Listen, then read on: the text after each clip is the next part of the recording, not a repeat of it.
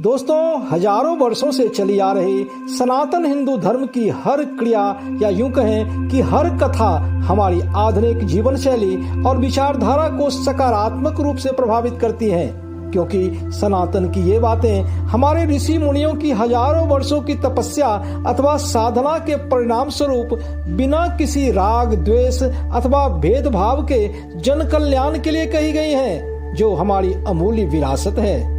ऐसे ही नहीं, सनातन विचारधारा को विश्व का सर्वश्रेष्ठ विचारधारा माना जाता है। सनातन शास्त्र, वेदों और पुराणों में भगवान शिव एक ओर सर्व कल्याण करने वाले आशुतोष कहलाते हैं, तो दूसरी ओर वे ही कालों के भी काल महाकाल हैं।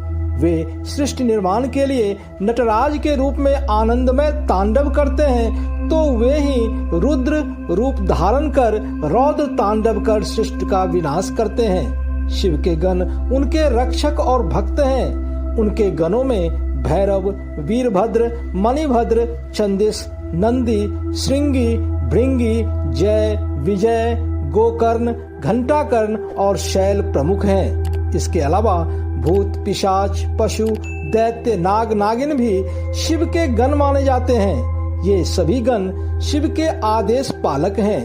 इन शिव गणों का स्वरूप अति विचित्र है।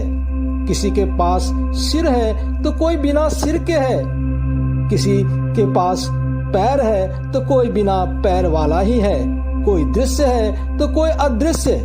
ऐसा ही एक शिवगण भृंगी है, जो 3 पैर वाला प्राणी है।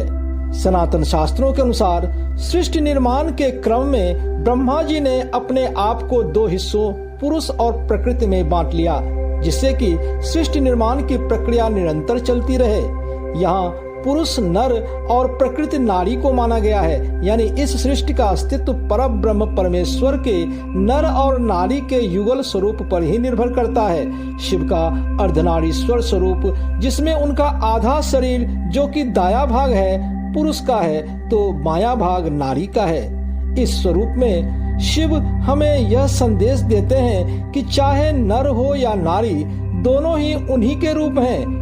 वही शिव हैं और वही पार्वती या गौरी हैं। दोनों को एक दूसरे से अलग नहीं किया जा सकता है, क्योंकि एक के बिना दूसरे का कोई अस्तित्व ही नहीं है। शिव पुराण में वर्णित 3 पैर वाले शिवगण भृंगी की कथा के माध्यम से आइए जानने की कोशिश करते हैं इस सच्चाई को। दोस्तों, मेरे वीडियो का उद्देश्य है भारतीय सनातन संस्कृति व परंपरा को जन जन तक पहुंचाना। अतः आपसे रिक्वेस्ट है कि आप भी सुपर थैंक्स के जरिए सहयोग कर मेरे इस मिशन का सहभागी बने।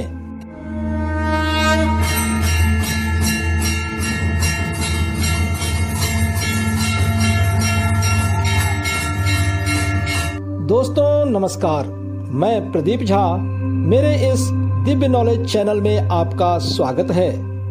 शरीर विज्ञान के तंत्रोक्त व्याख्या के अनुसार मनुष्य के शरीर में हड्डियां और पेशियां पिता से मिलती हैं, जबकि रक्त और मांस माता के अंश से प्राप्त होता है। चूंकि शरीर में रक्त और मांस ऊर्जा और शक्ति के प्रतीक हैं, इसलिए सृष्टि की जननी को माँ आदि शक्ति के रूप में जाना गया है, जो सृष्टि के कण कण में ऊर्जा और शक्ति का संचार करती है, जिसके कारण सृष्टि निर्माण लीला अनवरत जारी रहती है।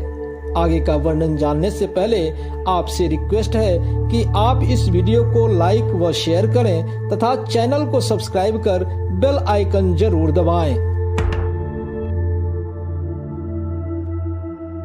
शिव पुराण के अनुसार शिव के अनन्य भक्त ऋषि भृंगी या ऋषि भृगिरिटि एक बार शिव परिक्रमा करने चला। जब वह कैलाश पर्वत पर शिव के पास पहुंचा, तो उसने देखा कि शिव समाधि में लीन थे और मां पार्वती उनके वाम भाग में चैतन्य रूप में विराजमान थी।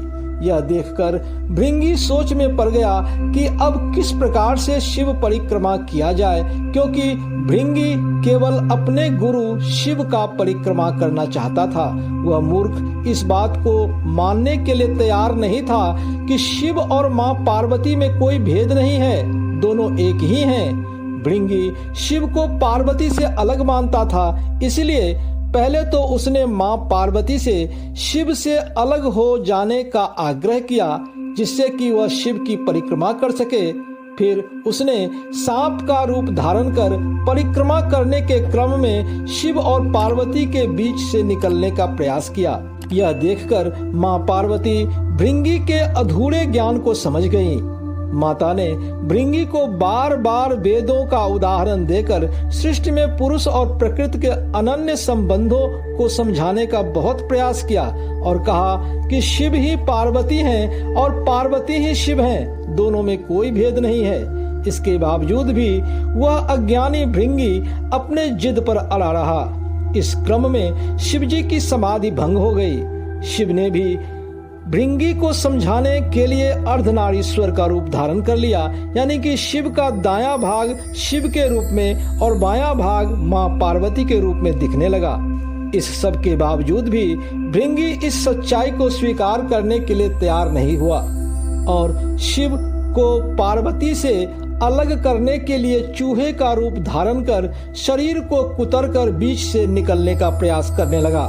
भृंगी की ऐसी जिद और धृष्टता देख मां पार्वती ने भृंगी को श्राप दे डाला कि हे नारी स्वरूप का अनादर करने वाले भृंगी, तेरे शरीर से मातृ शक्ति समाप्त हो जाए। यह सुनकर भृंगी डर सा गया, पर शिव इस श्राप की गंभीरता को जानते थे। श्राप के फलस्वरूप भृंगी के शरीर से रक्त और मांस का हिस्सा समाप्त हो गया और वह भयानक दर्द से कराहने लगा। शरीर विज्ञान के अनुसार मनुष्य के शरीर में रक्त और मांस उसके माता का अंश होता है, जबकि हड्डियां और मांसपेशियां पिता का अंश। भृंगी तत्काल ही बहुत ही दुर्बल प्राणी हो गया, जो अपने पैर पर भी खड़ा नहीं हो सकता था। अपने भक्त भृंगी की ऐसी दुर्दशा देख शिवजी ने पार्वती से भृंगी पर दया करने और उसे श्राप मुक्त करने के लिए आग्रह किया। मां पार्वती तो भृंगी को केवल सृष्टि में नारी का महत्व समझाना चाहती थी, इसीलिए माता ने उसे ऐसा श्राप दिया था। फिर माता ने दर्द से कराते हुए भृंगी का दर्द हर लिया और फिर उसे श्राप मुक्त करने लगी, तो भृंगी ने मां पार्वती को ऐसा करने से रोक दिया और कहा कि हे माता, आपने मेरा दर्द दूर कर मुझ पर बहुत बड़ी कृपा की है। अब मैं श्राप मुक्त ना होकर इसी रूप में जीना चाहता हूँ, जिससे कि मनुष्य मेरी कथा जानकर नारी का अपमान करने का साहस ना करे। फिर माता ने उसे ऐसा ही होने का आशीर्वाद दिया, साथ ही चलने फिरने के लिए तीसरा पैर भी दिया। इस प्रकार भृंगी 3 पैरों वाला प्राणी बन गया।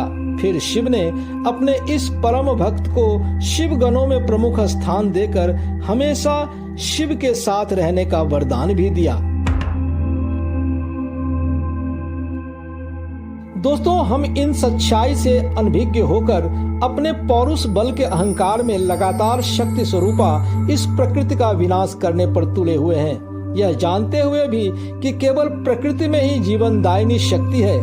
इस दृष्टता के कारण ही आज हम प्रदूषण और जलवायु परिवर्तन यानी कि क्लाइमेट चेंज जैसी महा विनाशकारी प्राकृतिक आपदा से ग्रसित हो चुके हैं। सो कॉल्ड अंधे विकास के दौर में हम प्रकृति का लगातार अनदेखा करते आ रहे हैं। परिणाम स्वरूप यह आदिशक्ति रूपी प्रकृति हमें बार बार भयानक भूकंप, विनाशकारी तूफान और सुनामी, अतिवृष्टि, सूखा, अत्यधिक गर्मी और अत्यधिक ठंड के द्वारा सचेत करने का प्रयास कर रही है। पर हम हैं कि उस जिद्दी शिवगण भृंगी के समान सृष्टि में नारी स्वरूप प्रकृति का विनाश करने से बाज नहीं आ रहे।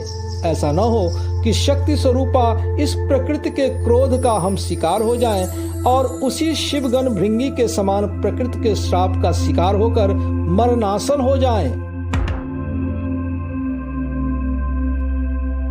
दोस्तों, इस प्रकार से शिवगण भृंगी के पौराणिक कथा के माध्यम से हमने हमारे लिए स्वस्थ और समृद्ध प्रकृति की जरूरत को समझाने का भरसक प्रयास किया है। आपको यह वीडियो कैसा लगा? कमेंट बॉक्स में अपने विचार अवश्य लिखें। हमारे आने वाले वीडियोस में इसी प्रकार से अमूल्य भारतीय सांस्कृतिक विरासत व परंपरा के बारे में विस्तार से बताया जाएगा। अतः आपसे रिक्वेस्ट है कि आप मेरे इस चैनल को सब्सक्राइब कर बेल आइकन जरूर दबाएं। गर्व से कहो, हम हिंदू हैं। जय हिंद, जय जय सिया राम।